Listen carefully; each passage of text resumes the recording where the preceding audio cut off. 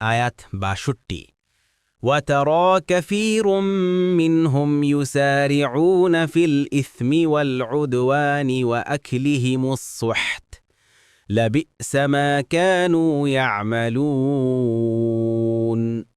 অনুবাদ আর তাদের অনেককেই আপনি দেখবেন পাপে সীমালঙ্ঘনে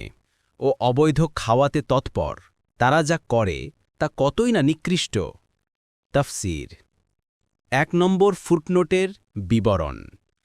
আয়াতে অধিকাংশ ইয়াহুদীদের চারিত্রিক বিপর্যয় ও ক্রমাগত ধ্বংসে কথা উল্লেখ করা হয়েছে যাতে শ্রোতারা উপদেশ গ্রহণ করে এবং এসব কার্যকলাপ ও তার কারণ থেকে আত্মরক্ষা করে কোনো মুফাসসির বলেন তাদের সম্পর্কে দৌড়ে দৌড়ে পাপে পতিত হওয়া শিরোনামে কুরআনুল কারীম ইঙ্গিত করেছেন যে তারা এসব অভ্যাসে অভ্যস্ত অপরাধী এবং এসব কুকর্ম মজ্জাগত হয়ে তাদের শিরা উপশিরায় জড়িত হয়ে গিয়েছে এখন তারা ইচ্ছা না করলেও সেদিকেই চলে এতে বোঝা যায় যে মানুষ সৎ কিংবা অসৎ যে কোনো কাজই উপরিপরি করতে থাকলে আস্তে আস্তে তা মজ্জাগত অভ্যাসে পরিণত হয়ে যায় এরপর তা করতে তার কোনরূপ কষ্ট ও দ্বিধা হয় না ইয়াহুদিরা অভ্যাসে এই সীমায় পৌঁছে গিয়েছিল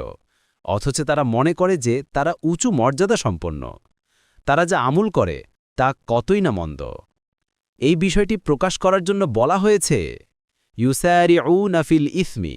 অর্থাৎ তারা দৌড়ে দৌড়ে গিয়ে পাপে পতিত হয় সৎকর্মে নবী এবং ওয়ালিদের অবস্থাও তদ্রূপ তাদের সম্পর্কে কুরআনে এসেছে ইউসারিউনা ফিল খায়রাতি অর্থাৎ তারা দৌড়ে দৌড়ে পুণ্য কাজে আত্মনিয়োগ করে সূরা আল আম্বিয়া আয়াত ৯০ পরবর্তী তাফসিরে যেতে ভিডিওটি শেষ হওয়ার পূর্বেই এই বক্সে ক্লিক করুন